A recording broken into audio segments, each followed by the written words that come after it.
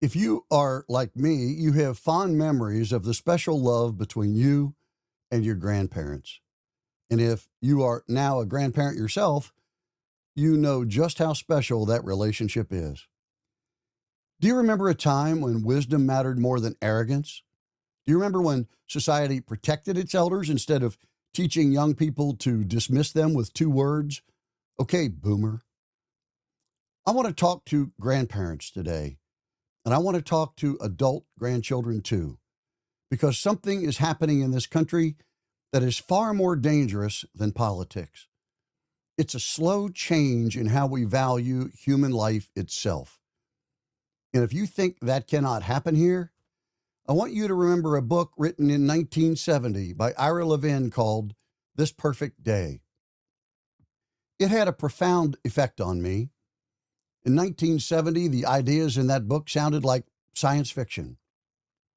It was set in a time in the future when the world was ruled by an intelligent computer, an impossible thought in 1970 when computers were the size of buildings and only used by the government and the military. The author wrote about a future where people had slowly been lured into surrendering freedom for comfort, had given up decision-making and problem-solving for a world where the computer had become their god. In that world, human beings had slowly accepted being managed, directed, categorized, and controlled. And eventually, in that world, people had come to believe that once they reached a certain age, their own lives no longer had value to society. They didn't come to that passive acceptance of having no value through force. It wasn't at gunpoint. But over time, they had slowly accepted a pre-planned end of life because culture had slowly taught them to believe that it was better for the common good. Then and now, this is how dangerous ideas spread. Not suddenly, gradually. One compromise at a time, one euphemism at a time, one moral surrender at a time. Now, let me tell you about a moment I have never forgotten. More than 14 years ago, before Thomas Massie ever held office, I attended a private meet and greet with him in the conference room of a local law firm. Around the big conference table, there were some very good people, church-going people, conservative people, right-to-life people. Everyone was talking with Thomas about his farm, his off-grid house, his education at MIT, family, the future, and so on.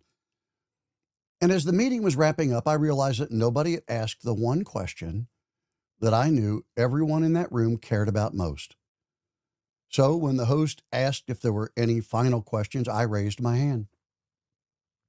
I asked Thomas directly, how do you feel about right to life?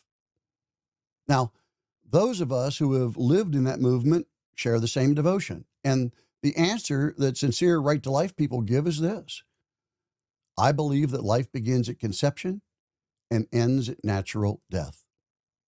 Simple, direct, clear. But that's not how Thomas responded. Instead, he smiled, he looked around the room and made eye contact with everybody but me. He told a story about how for years he'd never given it much thought until seeing the birth of his daughter and how much it meant to him and how much he loved her. It was a beautiful story, except that it did not answer the question. After decades as a trial lawyer, after cross-examining many very sophisticated witnesses, I knew exactly what I was seeing. He didn't answer the question.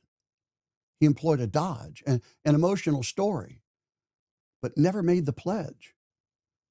And though this beautiful story, he never touched the issue of life beginning at conception. So I asked him a follow-up question, this time directed at the second half of the right to life issue. I looked directly at him to observe not only what he said, but how he delivered it. And I asked, how do you feel about euthanasia? This time he turned and looked directly at me. Once again, he smiled from ear to ear, but this time he looked me straight in the eye and he said, we kill dogs at the pound every month, don't we? I never forgot those words. I'll never forget the expression on the faces of the good people in that room. In that instant, I saw something chilling. Above his smile, his eyes revealed that he knew exactly what I was asking. And this time, his answer was not a sweet story. It was intentional and delivered with confidence. I saw a man who understood the moral question perfectly, but intentionally reframed the value of human life with the language of disposal. Not sacredness, not dignity, not stewardship, but utility, usefulness. Once a society begins measuring human value by usefulness, older people become vulnerable first. Grandma, grandpa, the elderly, the disabled, the inconvenient, the dependent. History has already shown us where that road can lead. The Germans even had a phrase for it. Lebensunwertes Leben. Life unworthy of life. Civilizations do not arrive at such darkness overnight. First comes ridicule, then dismissal, then dehumanization, then categorization, then moral numbness, and eventually people stop seeing human beings as souls and start seeing them as burdens. Now, I want to stop for just a moment and speak directly to younger voters. I'm not here to lecture you, but I need you to hear something that nobody is saying out loud.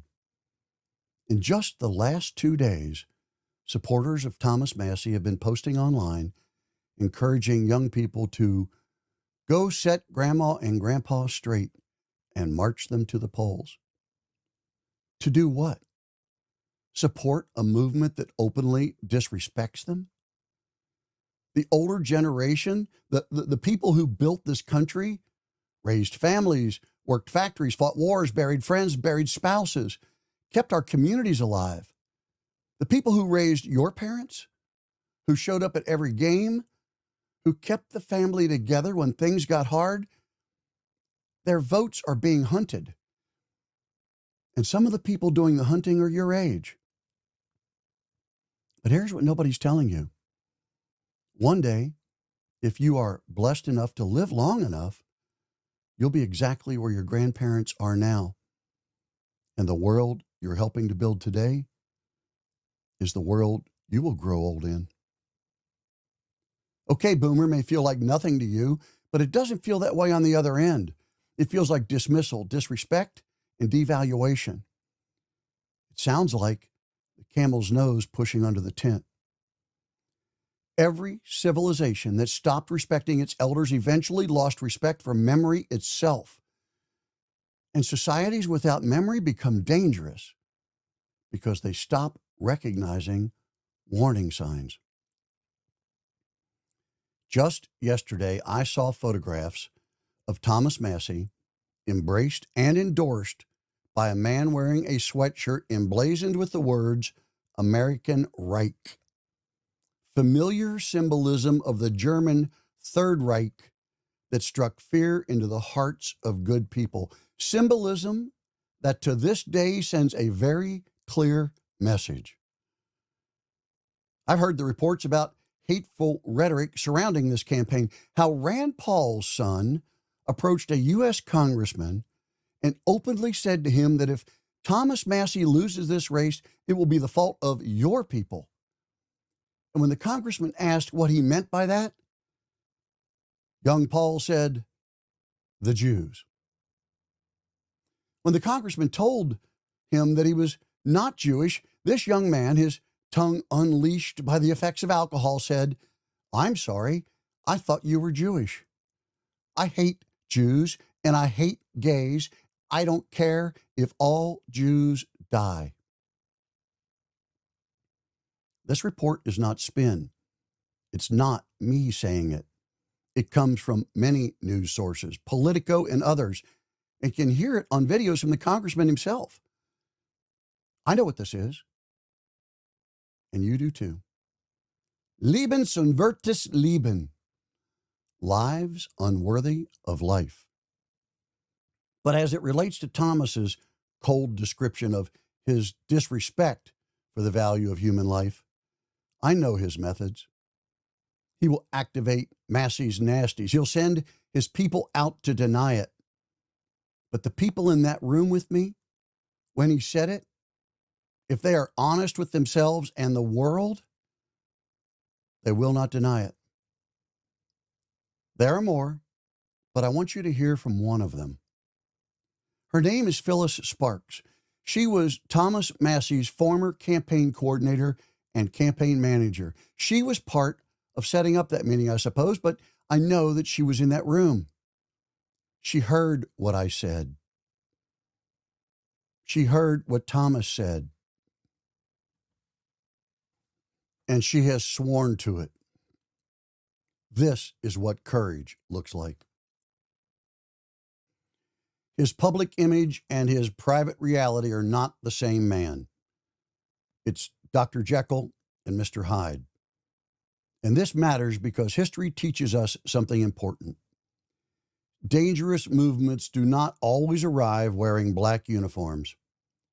Sometimes they arrive wearing big smiles, shaking hands, talking about family, talking about freedom, talking about patriotism, while quietly being part of a society that starts out cold toward human beings, then later surrounding themselves with those who celebrate being even colder toward human beings.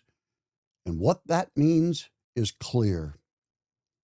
This Tuesday, I'm asking every grandparent, every grandchild, every mother, every father, every decent human being, do not ignore what your eyes are seeing. Do not ignore what your conscience is telling you. Do not surrender your moral instincts. Do not let the camel get its nose under the tent. Do not let a man who equates the end of a loving life with stray dogs in a pound gain power. Do not be beguiled by a smile, because once societies normalize contempt, once they normalize dehumanization, once they normalize the idea that some people matter less than others, history shows us what can come next.